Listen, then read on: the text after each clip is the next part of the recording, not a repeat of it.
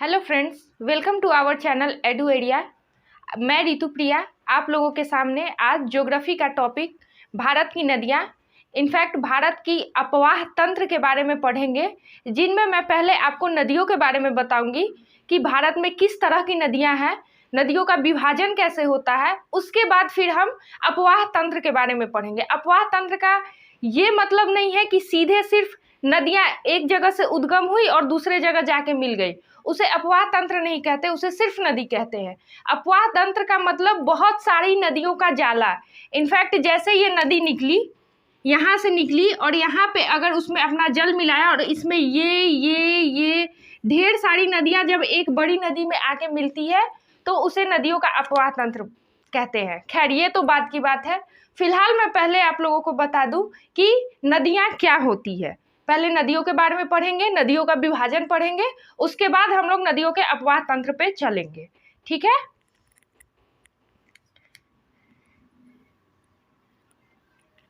तो आज मैं आप लोगों को बताऊंगी नदियों के अपवाह तंत्र के बारे में, लेकिन उससे पहले हम लोग नदियों के बारे में पढ़ लेते हैं। भारत में प्रायः दो प्रकार की नदियां मिलती है, एक हिमालयी नदी और दूसरी प्रायद्वीपीय नदी। हिमालय नदी को हिमालयाज रिवर बोलते हैं और प्रायद्वीपीय नदी को पेनिसुला रिवर्स बोलते हैं।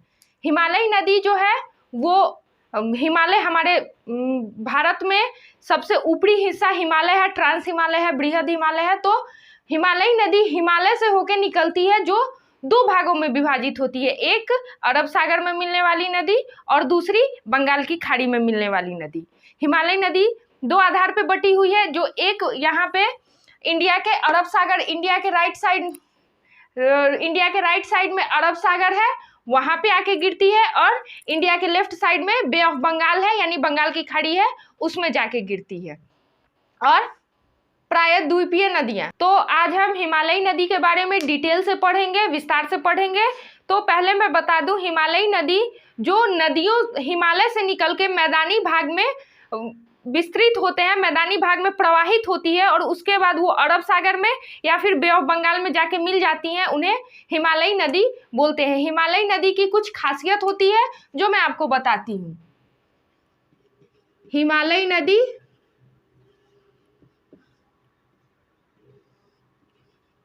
हिमालयी नदियाँ सबसे पहले तो सदा नीरा होती हैं।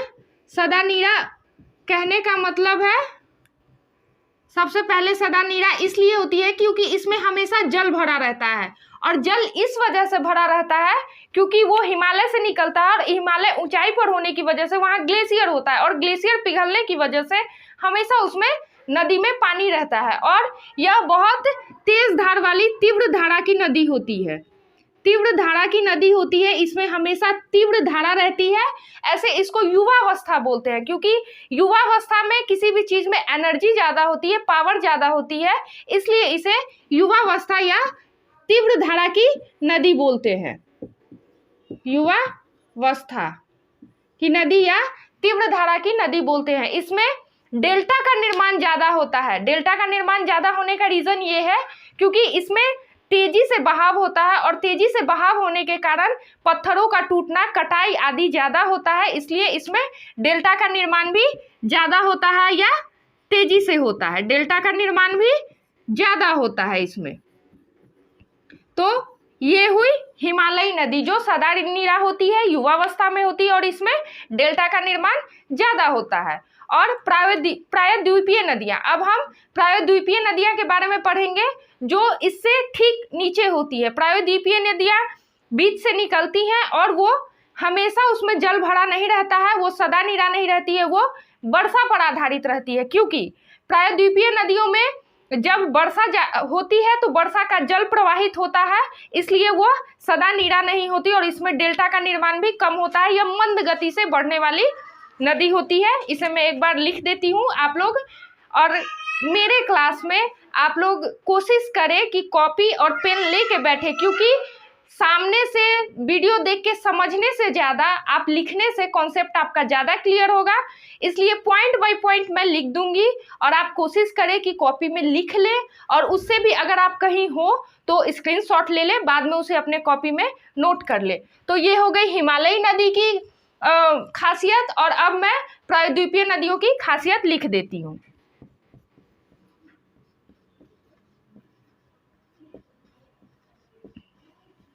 प्रायद्वीपीय नदियां। इनकी विशेषता क्या होती है? यह मंद गति से बहती है, मंद गति से प्रवाहित होती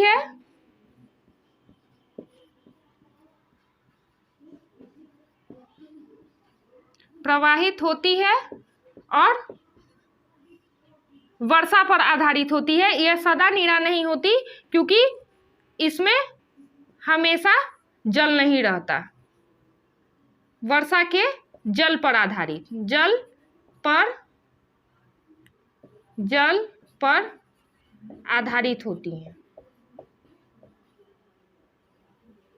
आप इसका स्क्रीनशॉट ले सकते हैं, फिर उसके बाद हम लोग आगे चलेंगे।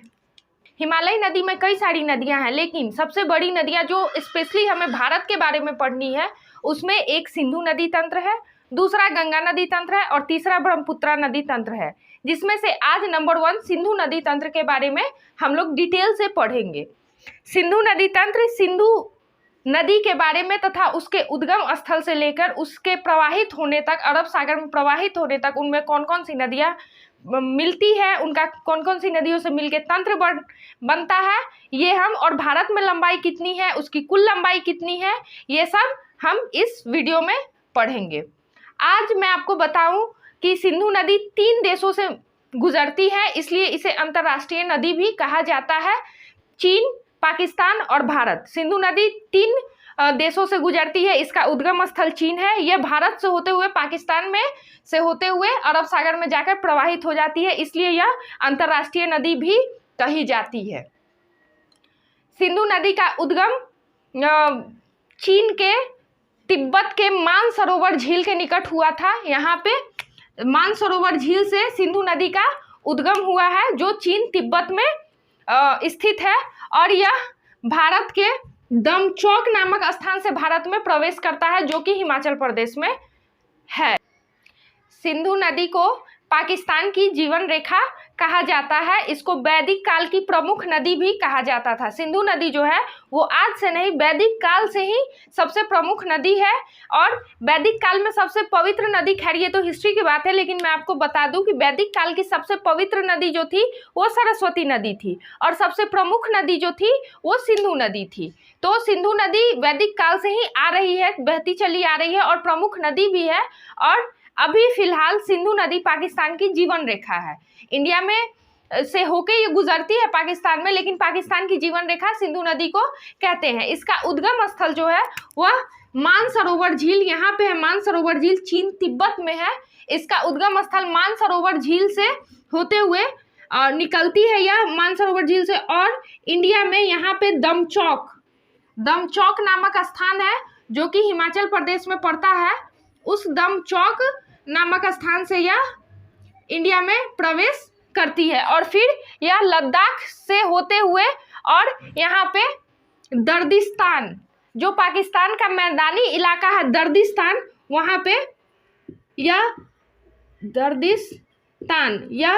दर्दिस्तान से होते हुए पाकिस्तान के मैदानी इलाका में मिल जाती है, जो गिलगिट की पहाड़ियों के पास है। और ये जो है दमचौक के निकट जब इंडिया में ये प्रवेश करती है, तो यहाँ पे जास्कर श्रेणी और लद्दाख श्रेणी है। इसको लद्दाख श्रेणी बोलते हैं।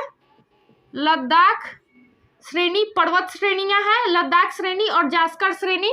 इन दोनों जास्कर और लद्दाख श्रेणियों के बीच ये प्रवाहित होती है। सिंधु नदी भारत में लद्दाख और जास्कर श्रेणी के बीच में प्रवाहित होती है, और सिंधु नदी भारत में लद्दाख, जो कि केंद्र शासित प्रदेश है, सिर्फ वहीं प्रवाहित होती है, और किसी भी राज्य से होकर नहीं गुजरती। सिंधु नदी सिर्फ लद्दाख से प्रवाहित होती है, और लेह, जो लद्दाख की राजधानी है, वह सिंधु नदी के किनारे बसी हुई है, और सिंधु नदी के दाएं तट पर बसी हुई है। यह केवल लद्दाख में ही प्रवाहित होती है, और इसकी कुल लंबाई जो है वो 2880 किलोमीटर है। यानी सिंधु नदी की कुल लंबाई, सिंधु नदी की कुल लंबाई 2880 किलोमीटर है, जो तीनों देश में प्रवाहित होती है। चाइना जहां निकलती है, चीन तिब्बत के मानसरोवर झील से निकलकर पाकिस्तान के अरब सागर से मिलने तक ये पूरा 2880 किलोमीटर इसकी कुल लंबाई है। लेकिन भारत में दम चौक से लेकर गिलगिट की पहाड़ियों तक जहां से ये निकलती है वहां तक इसकी लंबाई यानी ये जो इसकी कुल लंबाई है भारत में ये 1114 किलोमीटर है। यानी अगर कुल लंबाई सिंधु नदी की कुल लंबाई पूछा जाए तो 2880 किलोमीटर है, लेकिन भारत में इसकी कुल लंबाई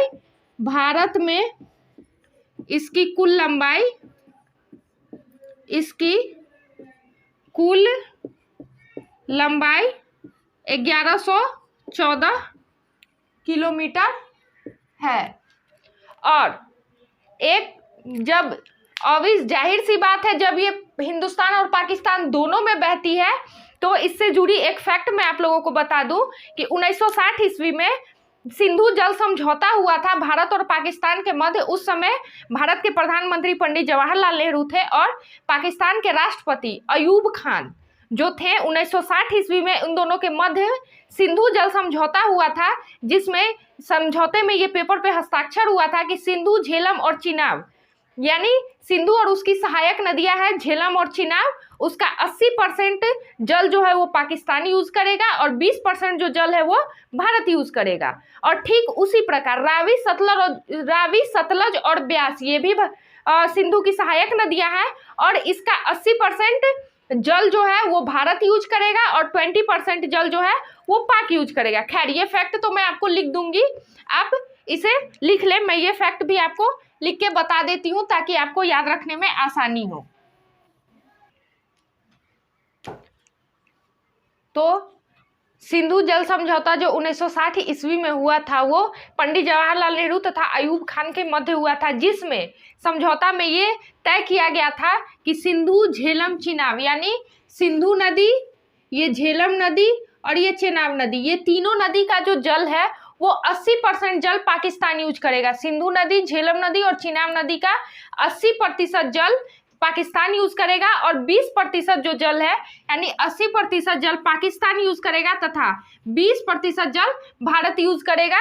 ऊपर की 3 नदियों यानी सिंधु, झेलम और चिनाब नदी का जल पाकिस्तान ज्यादा यूज करेगा और हिंदुस्तान कम। और फिर नीचे की 3 नदियां यानी रावी, ब्यास और सतलज, ये जो तीनों नदियां हैं रावी, ब्यास तथा सतलज, रावी, सतलज और ब्यास, ये जो 3 नदियां हैं इसका 80% जल भारत यूज करेगा और 20% जल पाकिस्तान यूज करेगा। यानी 3 नदियों का जल पाकिस्तान यूज करेगा और 80% और 3 नदियों का जल भारत यूज करेगा 80% और बचे 20% फिर एक दूसरे वाले देश यूज करेंगे। यानी अगर 80% पाकिस्तान यूज करेगा तो 20% भारत और फिर उसी प्रकार जब 80% भारत हो तो 20% पाकिस्तान यूज करेगा। अब ये तो बात हो गई सिंधु जल समझौते की और सिंधु नदी के। अब आगे बढ़ते हैं हम लोग और जानते हैं सिंधु नदी की सहायक नदियों के बारे में। मुख्यतः सिंधु नदी की 5 सहायक नदियां हैं जिसे पंचनद कहा जाता है या फिर 5 बड़ी नदियां हैं सिंधु नदी की सहायक, जिन्हें पंचनद के नाम से जाना जाता है। जैसे सिंधु, झेलम, चिनाब, रावी, सतलज, ये 5 नदियां हैं। ऐसे अगर इनको सीरियल वाइज देखा जाए यानी ऊपर से नीचे की तरफ देखा जाए तो सिंधु नदी, सिंधु से झेलम नदी, फिर चिनाब नदी, फिर रावी, ब्यास और सतलज, ये 5 नदियां जो है ये सिंधु नदी की सहायक नदियां हैं। आइए फिर हम देखते हैं कि ये कैसे कैसे सिंधु नदी में मिलती है। और सिंधु नदी की 5 बड़ी सहायक नदियां हैं सबसे, और छोटी नदियां भी हैं जैसे जास्कर हो गई, अस्तोड़ हो गई, दियामीर हो गई, साउंतर हो गई, ये सब छोटी सहायक नदियां हैं। लेकिन वृहद में हम लोग मुख्यतः 5 नदियों के बारे में पढ़ते हैं। बाकी नदियों के बारे में उतना डिटेल में नहीं जाता है कोई, या फिर उतना डिटेल में क्वेश्चन नहीं आता है। मुख्यतः 5 नदियों के बारे में हमें पढ़ना है जिन्हें पंचनद कहते हैं। और चलिए हम लोग उसको डिस्कस करते हैं। हम लोग सिंधु नदी की 5 सहायक नदियां, जो बड़ी सहायक नदियां हैं झेलम, चिनाब, रावी, ब्यास और सतलज, इनके बारे में अब 1 by 1 पढ़ेंगे। सबसे पहले हम लोग पढ़ते हैं सिंधु नदी की सबसे पहली सहायक नदी जो है वो झेलम नदी है। झेलम नदी का उद्गम स्थल जो है वो कश्मीर में वेरीनाग झरना है। उस झरना में एक शेषनाग झील है, उस शेषनाग झील से, यानी ये कश्मीर है और कश्मीर के वेरीनाग झरना के शेषनाग झील, यानी वेरीनाग झरना जो होता है वो वाटरफॉल होता है। झरना मीन्स वाटरफॉल, यानी वाटरफॉल के नीचे जो झील बनती है उस झील को शेषनाग झील कहते हैं। और कश्मीर में उस शेषनाग झील से झेलम नदी का उद्गम हुआ है। झेलम नदी पहले अपना जल वुलर झील में गिराती है, जो भारत की सबसे बड़ी मीठे पानी की झील है और सबसे बड़ी मीठे पानी की झील है झेलम नदी, उसमें अपना जल गिराती है। पहले ये अपना जल गिराएगी वुलर झील में, और वुलर झील में हमेशा सालों भर पानी इसलिए भरा रहता है क्योंकि झेलम नदी उसमें अपना पानी गिराती है। और वुलर झील के बाद ये नदी पाकिस्तान में जाकर, झांग जगह का नाम है, पाकिस्तान के झांग में जाकर ये अपना जल चेनाब नदी में गिरा देती है। यानी झेलम नदी शेषनाग झील से निकलकर सबसे पहले वुलर झील में जाती है, कश्मीर के वुलर झील में यहाँ, और वुलर झील से होते हुए ये ऐसे पाकिस्तान में प्रवेश करती है। और पाकिस्तान में के झांग जगह का नाम है, इस जगह का नाम झांग है, झांग जगह पर जाकर ये चेनाब नदी में अपना जल गिरा देती है, यानी जल विसर्जित कर देती है। यह मुजफ्फराबाद से मंगला, यानी यहाँ पर जो ये सीमा बना रही है भारत और पाक के बीच में, वह मुजफ्फराबाद से मंगला तक भारत तथा पाक के बीच में सीमा बनाती है। इसकी सहायक नदियां भी है, जैसे किशनगंगा हो गई, बंगताल हो गई, लिद्दूर नदी हो गई, सिंध नदी हो गई। ये सब नदियां जो है ये इसकी सहायक नदियां हैं, यानी इनमें छोटी छोटी नदियां इधर इधर से आके मिलती हैं, उनको सहायक नदियां बोलते हैं, जिसमें किशनगंज, बंगताल, लिद्दूर, सिंध नदियां हैं जो झेलम नदी की सहायक नदियां हैं। पॉइंट में लिख देती हूँ, जैसे झेलम नदी का उद्गम कहाँ हुआ है? वेरीनाग झील, वेरीनाग झील से शेषनाग, वेरीनाग झरना है, सॉरी झरना शेषनाग झील जो कि कश्मीर में है, वहां से इसका उद्गम स्थल है। सबसे पहले ये अपना जल कहाँ गिराती है? झेलम नदी का उद्गम स्थल देख लिया। अब सबसे पहले ये अपना जल वुलर झील में गिराएगी, यानी वुलर झील में सबसे पहले ये अपना वुलर झील, जो कि सबसे बड़ी मीठे पानी की झील है, सबसे बड़ी मीठे पानी का झील। अब मीठे पानी के झील का ये मतलब नहीं है कि उसका पानी मीठा होगा। मीठे पानी के झील का मतलब है कि फ्रेश वाटर, यानी अच्छा पानी, साफ पानी, उसको मीठे पानी का झील कहा जाता है। जो वुलर झील कश्मीर में है, सबसे पहले झेलम नदी उसमें अपना जल गिराती है, उसके बाद यह आगे प्रवाहित होते हुए भारत और पाक के बीच में, भारत पाक के बीच मुजफ्फराबाद से मंगला तक सीमा बनाती है।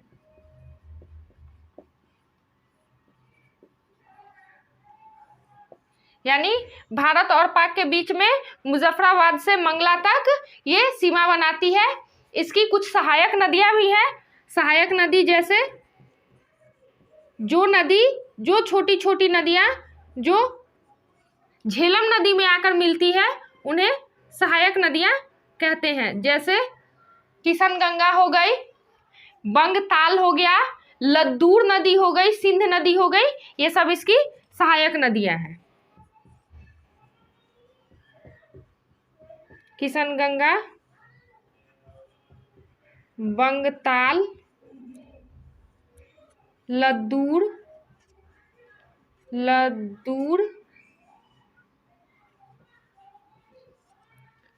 तथा सिंध नदी हो गई। सिंध नदी। आप लोग इसे कॉपी पेन से लिख ले या फिर स्क्रीनशॉट ले ले, अगर सुन रहे हैं तो बाद में कभी लिख लीजिएगा। और फ्रेंड्स, आप लोग से एक गुजारिश है कि चैनल को सब्सक्राइब और लाइक करना ना भूलें, और पसंद आए चैनल तो जरूर सब्सक्राइब और लाइक करें। फिर आप लोग इसका स्क्रीनशॉट ले लीजिए, फिर हम लोग इससे आगे बढ़ते हैं। फ्रेंड्स, झेलम नदी की कुल लंबाई 725 किलोमीटर है। इसको आप लोग लिख लें। झेलम नदी जिसका उद्गम भारत से होता है और पाकिस्तान में जाके, ये झांग जगह का नाम है, वहाँ पे जाके चेनाब नदी से मिल जाती है, जहाँ तक इसकी कुल लंबाई 725 किलोमीटर है। अब हम इसके आगे पढ़ेंगे चेनाब नदी, जो झेलम के जस्ट नीचे है, या फिर झेलम से बड़ी नदी भी है। अब चेनाब नदी के बारे में हम लोग पढ़ेंगे। चेनाब नदी का जो उद्गम स्थल है वो भी हिमाचल प्रदेश ही है। चेनाब नदी दो नदियों के संगम से बना है। एक बड़ा लाचा दर्रा, जो दर्रा के बारे में आप लोग पढ़े होंगे, उस दर्रा में बड़ा लाचा दर्रा से भागा नाम की नदी निकलती है, और चंद्रताल जो जगह का नाम है, उस जगह से चंद्रा नाम की नदी निकलती है। यानी ये चंद्रताल से चंद्रा नदी निकली, और बड़ा लाचा दर्रा से बड़ा लाचा दर्रा के पास से भागा नदी निकली, यानी चंद्रा और भागा, ये दोनों नदियां आके मिल जाती है।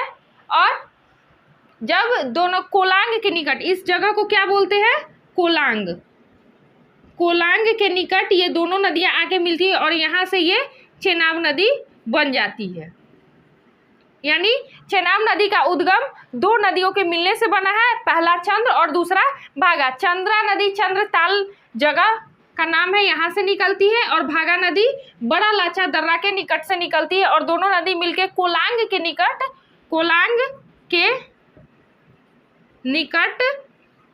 मिलती है और चेनाब नदी का निर्माण करती है। यह चेनाब नदी पाकिस्तान के मिठनकोट के निकट सिंधु नदी में मिल जाती है। यह पीर पंजाल श्रेणी के समांतर बहती है। यानी ये जो चेनाब नदी है, ये यहाँ से दो नदियों के उद्गम से मिलके बना, और यह पीर पंजाल श्रेणी के समांतर बहते हुए पाकिस्तान के मिठनकोट जगह का नाम है, वहाँ पे आके सिंधु से मिल जाती है। यानी ये पूरा जो है, ये पूरा चेनाब नदी ही है, सबसे लंबी नदी है। इसी में आके झेलम मिलेगी, और आगे चलकर जो रावी नदी है वो भी इसमें आके मिल जाएगी। यह पीर पंजाल श्रेणी के, ये जो श्रेणी है वो पीर पंजाल श्रेणी है। हिमालयन रेंज में हम लोग पढ़ते हैं तो ये पीर पंजाल श्रेणी के सीधे में आके, और यहाँ मिठनकोट है, यहाँ पाकिस्तान में मिठनकोट है जिसे पंचनद कहते हैं, वहाँ पे आके मिल जाती है।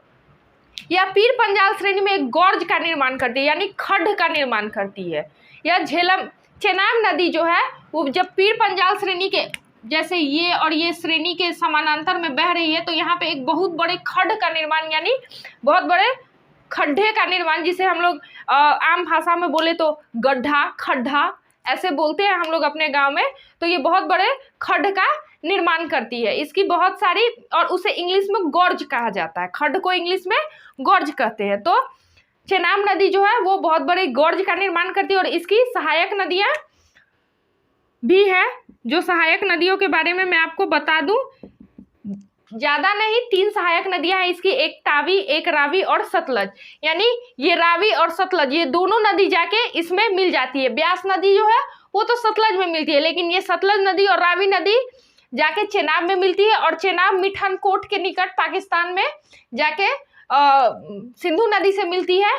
तो चेनाब नदी की ये सहायक नदियां हो गई, रावी और सतलज भी। इसमें तावी है, तावी नदी है, सहायक नदियां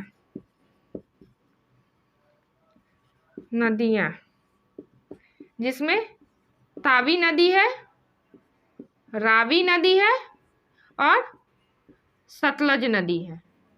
अब ये तीनों नदियां मिलती कहाँ है चेनाब नदी में? ये तीनों नदियों के बारे में हमने जाना कि ये सहायक नदियां, लेकिन ये मिलती कहाँ है? चेनाब नदी में जाके तो जगह का नाम, तीनों नदी, ये दोनों नदी तो पाकिस्तान में जाके मिलती है, लेकिन तावी नदी जो है वो हिंदुस्तान में ही मिलता है, धौले वैली स्थान पर। ये धौले वैली में जाके चेनाब नदी में मिलती है और ये पाकिस्तान में मिलती है और ये भी पाकिस्तान में ही जाके मिलती है। ये दोनों रावी और सतलज जो है वो पाकिस्तान में जाके चेनाब नदी से मिलती है। ये पाकिस्तान के अहमदपुर सियोल में जाके मिलती है और ये अलीपुर में जाके मिलती है। ये इसे ऐसे लिख देते हैं, अहमदपुर सियोल पाकिस्तान और इसे अलीपुर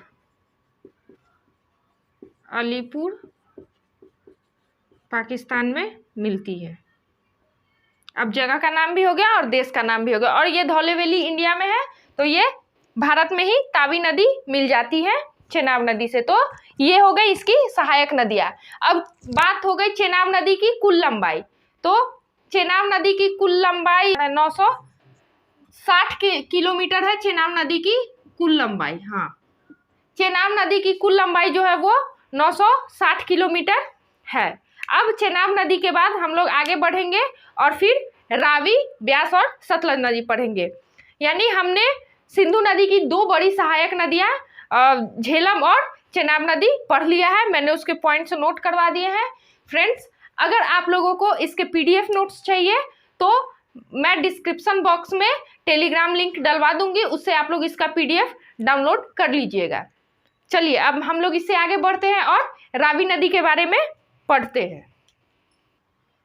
चलिए आगे बढ़ते हैं और अब हम लोग रावी नदी के बारे में पढ़ते हैं। सबसे पहले तो पढ़ेंगे कि रावी नदी का उद्गम स्थल कहाँ है। तो रावी नदी जो है सो रोहतांग दर्रा जो कुल्लू पहाड़ी के निकट है उससे निकलती है। यानी ये रावी नदी है, यहाँ पे रोहतांग दर्रा है और यह इसी के नज़दीक से रोहतांग दर्रे के निकट से कुल्लू पहाड़ी है, हिमाचल प्रदेश में है, वहाँ से ये निकलती है। कुल्लू मनाली तो हम लोग जानते ही है कि हिमाचल प्रदेश में है, ये तो बहुत कॉमन सी बात है। तो कुल्लू पहाड़ी के निकट से रोहतांग दर्रा है, वहाँ से निकलती है। यह रोहतांग दर्रा से निकलती है, कुल्लू पहाड़ी से निकलती है, लेकिन कुल्लू घाटी से नहीं बहती है, ये बहती है चंबा घाटी से, जो बहुत फेमस घाटी है चंबा घाटी, उससे यह निकलती है। यानी रावी नदी जो है वो यहाँ रोहतांग दर्रा के बगल से निकलते हुए और चंबा घाटी से बहते हुए ये माधोपुर स्थान के नाम से पंजाब के मैदान में प्रवेश करती है। ये यहाँ पे पंजाब के मैदान में ऐसे करके पंजाब के मैदान में ये यहाँ पे प्रवेश करेगी और फिर ये पाकिस्तान में जाके मिल जाएगी। पाकिस्तान में जाके ये चेनाब नदी से जाके मिल जाती है। इसकी सहायक नदियाँ भी हैं, लेकिन इसके जो मेन पॉइंट्स है, इसकी कुल लंबाई जो है वो 720 किलोमीटर है। इसकी कुल लंबाई 720 किलोमीटर है और इसकी बहुत सारी सहायक नदियाँ भी है। ये पाकिस्तान में जो यहाँ पे मिलती है, इस जगह का नाम है मुल्तान। यह पाकिस्तान में मुल्तान जगह पे एक जगह है मुल्तान, वहाँ पे जाके चेनाब नदी से मिल जाती है। इसकी सहायक नदियाँ है सियोल और चमेरा। इसकी भी सहायक नदियाँ हैं, जैसे रावी नदी सिंधु नदी की सहायक नदी है, उसी तरह इसकी भी रावी नदी की भी सहायक नदियाँ हैं, वो है सियोल और चमेरा। तो इसके मेन पॉइंट्स क्या है, इसका उद्गम स्थल सबसे पहले हम लोग लिख लेते हैं। इसका उद्गम रोहतांग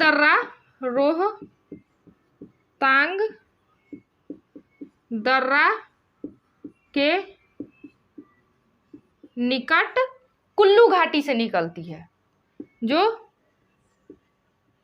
कुल्लू घाटी से निकलती है।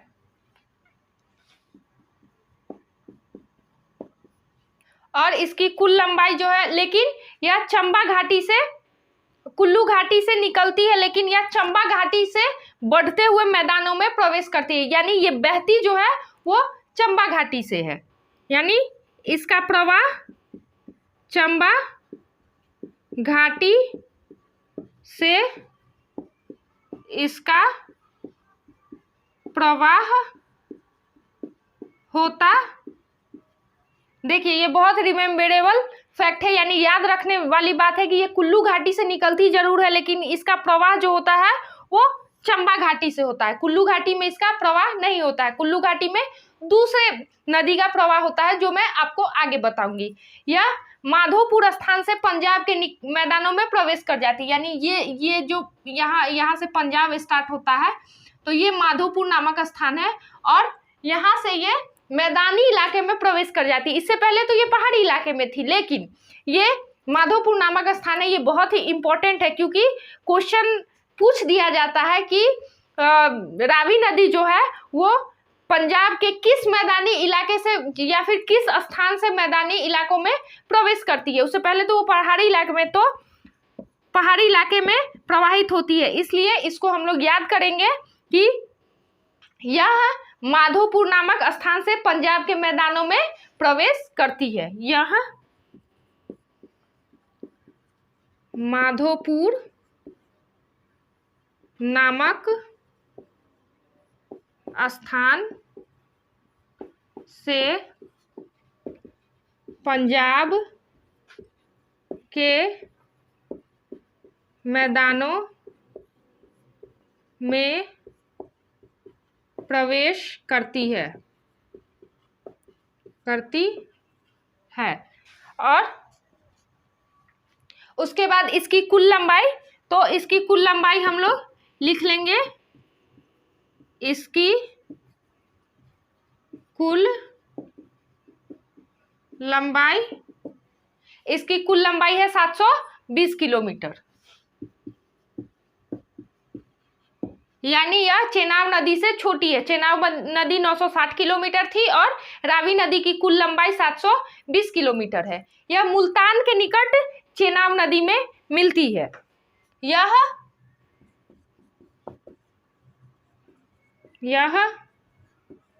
मुल्तान जो कि पाकिस्तान का जगह है, पाकिस्तान में है, के निकट चेनाब नदी से मिलती है और इसकी सहायक नदियां भी हैं। इसकी सहायक नदी कौन कौन सी है? इसकी सहायक नदी है सियोल और चमेला। सहायक नदियां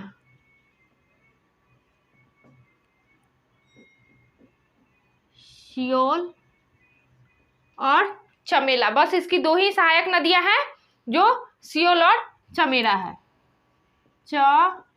चमेरा, बस इसकी दो ही सहायक नदियां हैं। तो इस पॉइंट्स को आप लोग नोट कर ले फ्रेंड्स। फिर मैं आगे बढ़ती हूँ और इसके बाद हम लोग ब्यास नदी पढ़ेंगे।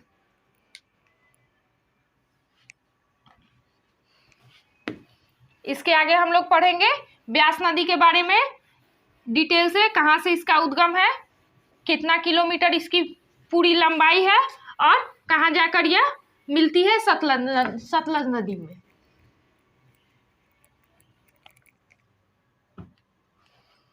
ब्यास नदी सबसे छोटी नदी है सिंधु की सहायक नदियों में। यह रोहतांग दर्रे के पूर्व में स्थित ब्यास कुंड से निकलती है। ब्यास नदी जो है वह ब्यास कुंड से निकलती है, जो रोहतांग दर्रा के ही निकट है, कुल्लू पहाड़ी के पूर्व में स्थित है, उससे निकलती है। और ये ब्यास नदी जो है वो कुल्लू घाटी से प्रवाहित होती है, यानी रावी नदी भी कुल्लू घाटी से निकलती थी, लेकिन वो प्रवाहित होती थी कौन? चंबा घाटी से। और ब्यास नदी जो है ये भी निकलती है कुल्लू पहाड़ी के पूर्व से और ये कुल्लू घाटी में ही प्रवाहित होती है और तलवाड़ा नामक स्थान से पंजाब के मैदान में प्रवेश करती है। वो माधोपुर नामक स्थान से पंजाब के मैदान में प्रवेश करती थी यहाँ पे, और ये जो है यहाँ से पंजाब के मैदान में प्रवेश करेगी तो तलवाड़ा नामक स्थान से पंजाब के मैदान में प्रवेश करेगी। इसकी कुल लंबाई 470 किलोमीटर है, यानी ब्यास नदी की कुल लंबाई 470 किलोमीटर है और यह तलवाड़ा नामक स्थान से पंजाब के मैदानों में प्रवेश करती है। और इसका उद्गम स्थल जो है वो रोहतांग दर्रा के पूर्व में स्थित ब्यास कुंड से, यानी ब्यास नदी का उद्गम स्थल ब्यास कुंड से ही होगा जो कुल्लू घाटी के पूर्व में स्थित है। तो चलिए इसके हम लोग कुछ इंपॉर्टेंट फैक्ट्स लिख लेते हैं ताकि हमें लॉन्ग टाइम तक याद करें। और फ्रेंड्स, आप लोग सिर्फ मेरे पढ़ाने या मेरे बोर्ड पे लिखने से कुछ नहीं होगा, आप लोग को खुद कॉपी पेन लेके कॉपी पेन पे लिखेंगे तो आप लोग को ज़्यादा कॉन्सेप्ट क्लियर होगा। वैसे अगर आप लोगों को पीडीएफ चाहिए तो मैं इसका लिंक डिस्क्रिप्शन बॉक्स में दे दूंगी, आप पीडीएफ से ज्वाइन करके लिंक को और फिर उसका पीडीएफ ले सकते हैं। तो आइए हम लोग इसके कुछ इंपॉर्टेंट नोट्स लिखते हैं ब्यास नदी के बारे में। सबसे पहले तो उद्गम स्थल इसका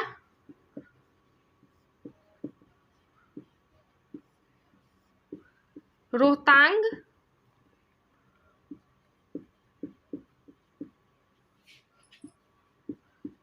दर्रा के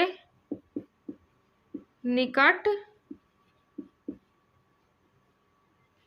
रोहतांग दर्रा के निकट ब्यास कुंड से निकलती है, जो कि कुल्लू पहाड़ी के पूर्व में स्थित है। यानी ब्यास कुंड से निकलती है जो कुल्लू पहाड़ी के पूर्व में स्थित है। और रावी नदी जो थी वो चंबा घाटी से होकर बहती थी और ये ब्यास नदी जो है ये कुल्लू घाटी से ही बहती है। इसलिए मैंने पहले आपसे कहा था कि निकलती है, रावी नदी निकलती है कुल्लू घाटी से, लेकिन वो बहती है चंबा घाटी से, और ये निकलती भी है कुल्लू पहाड़ी से और बहती भी है कुल्लू घाटी में। तो इसको हम लोग लिखेंगे कि यह कुल्लू घाटी से प्रवाहित होती है। यह कुल्लू घाटी से प्रवाहित होती है और यह तलवाड़ा नामक स्थान से पंजाब के मैदानों में प्रवेश करती है। तलवाड़ा नामक स्थान से पंजाब के मैदानों में प्रवेश करती है। इसकी कुल लंबाई है, कुल लंबाई 470 किलोमीटर। इसकी कुल लंबाई जो है वो 470 किलोमीटर है। और इसकी बहुत सारी सहायक नदियां भी है और यह पंजाब में ही आकर सतलज नदी से मिल जाती है। यह पाकिस्तान में जाकर नहीं मिलती। ये रावी नदी जो है, ब्यास नदी जो है, वह हिमाचल प्रदेश से निकलकर हिमाचल प्रदेश से निकलकर पंजाब के मैदानी इलाकों से होकर और पंजाब में ही जाकर सतलज नदी से मिल जाती है। और यह जहाँ सतलज नदी से मिलती है उस जगह को हरिके नामक जगह है, हरिके नाम का एक स्थान है पंजाब में जहाँ पे ये सतलज नदी से मिलती है। तो इसे भी लिख देते हैं हम लोग। यह हरिके जो कि पंजाब में है, हरिके स्थान पर जाकर सतलज नदी में मिल जाती है। अब बात आती है इसकी सहायक नदियों की। तो इसकी सहायक नदियां है तीर्थन नदी, भुंतर नदी और चक्की नदी, जो कि पठानकोट पंजाब में है, और तीर्थन नदी जो कि भुंतार पंजाब में है। यानी पंजाब में दो जगह है, एक भुंतार जगह का नाम है जहां से तीर्थन नदी बहती है, और दूसरी चक्की नदी जो कि पठानकोट पंजाब में है। ये दोनों नदियां जो है सो ब्यास नदी की सहायक नदियां हैं, क्योंकि ब्यास नदी भारत में निकलकर भारत में ही मिल जाती है सतलज में, इसलिए इसकी दोनों सहायक नदियां भी भारत की ही होंगी। तो इसकी सहायक नदियों के बारे में हम लोग पढ़ते हैं। सहायक नदियां, सबसे पहले है तीर्थन नदी और फिर उसके बाद है चक्की नदी, तीर्थन नदी और चक्की नदी। ये भूंतार पंजाब में है और ये पठानकोट पंजाब में है। स्क्रीनशॉट ले लीजिए आप लोग, फिर हम लोग आगे सतलज नदी के बारे में पढ़ेंगे। तब तक आप लोग स्क्रीनशॉट्स ले लें, फिर आगे हम लोग सतलज नदी के बारे में पढ़ते हैं। और अब हम लोग ब्यास नदी के बाद सतलज नदी के बारे में पढ़ेंगे, जो कि सिंधु नदी की सबसे बड़ी सहायक नदी है और इसका उद्गम स्थल इंडिया में नहीं है, इनफैक्ट भारत में नहीं है, ये भी तिब्बत से ही निकलती है। तो आइए देखते हैं इसका उद्गम स्थल कहाँ है। यह तिब्बत के राक्षस ताल, जिसको राकस ताल बोला जाता है, राकस ताल झील से निकलती है। यह तिब्बत में ही एक जगह है राकस ताल, जिसको आप लोग राक्षस ताल भी कहीं कहीं लिखा रहता है। राक्षस ताल झील से निकलती है, राक्षस ताल झील। ये मानसरोवर झील है, मानसरोवर, और उसके नीचे राक्षस ताल झील है, जो बीच में एक सरिता से जुड़ी हुई है। ये दोनों झील जो है वो एक सरिता से जुड़ी हुई है। सरिता मीन्स पतली सी नदी, बहुत बड़ी नदी नहीं, पतली सी नदी, इसे सरिता बोलते हैं। यह सरिता से जुड़ी हुई है पतली नदी। और राकस ताल झील से सतलज नदी का उद्गम स्थल है। और यह राकस ताल झील से उद्गम होकर सिपकिला दर्रा, यानी भारत के हिमाचल प्रदेश में सिपकिला दर्रा है, सिपकिला दर्रा से होते हुए ये भारत में प्रवेश करती है। और इस दर्रा का नाम सिपकिला दर्रा है, सिपकिला दर्रा से होते हुए यह भारत में प्रवेश करती है। और मिठनकोट, पाकिस्तान के मिठनकोट में जाकर यहाँ सिंधु नदी से मिल जाती है। यहाँ सतलज नदी, सिंधु नदी, चेनाब नदी, और चेनाब नदी में झेलम और रावी नदी का मिलन होता है, इसलिए यहाँ पंचनद बोला जाता है। यह पाकिस्तान के मिठनकोट में जाकर मिल जाती है सिंधु नदी से। सतलज नदी भारत में सिपकिला दर्रा से प्रवेश करती है और इसकी कुल लंबाई जो है वो 1450 किलोमीटर है। 1450 किलोमीटर इसकी कुल लंबाई है सतलज नदी की। और ब्यास नदी जो है वो सतलज नदी में आकर मिलती है। और जहाँ पर सतलज नदी और ब्यास नदी दोनों एक जगह, जहाँ पे हरिके नामक स्थान है, हरिके पंजाब, हरिके इसलिए भी फेमस है क्योंकि यहाँ पे एक डैम बना है। ये स्थान है, इसको हरिके नामक स्थान है पंजाब में। यहाँ पे एक डैम बना है और उस डैम से एक नहर निकली है जो इंदिरा गांधी नहर है, जो सबसे लंबी नहर है, इंदिरा गांधी नहर। यही दोनों सतलज नदी और ब्यास नदी के मिलन स्थल पर ये नहर निकाली गई है, जिसे इंदिरा गांधी नहर कहा गया है। तो आइए हम लोग सतलज नदी के कुछ मेन पॉइंट्स जो है उसे लिख लेते हैं। जैसे सतलज, इसके उद्गम स्थल